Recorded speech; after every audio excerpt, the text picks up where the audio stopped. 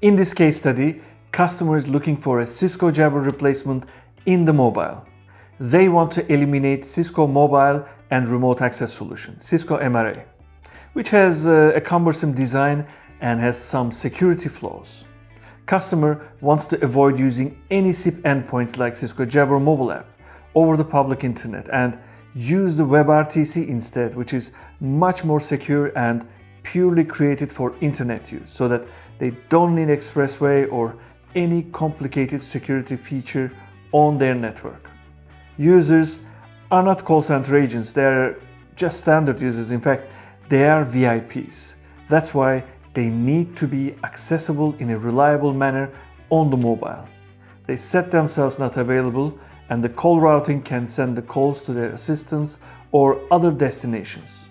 All the mobile communication is recorded and reported.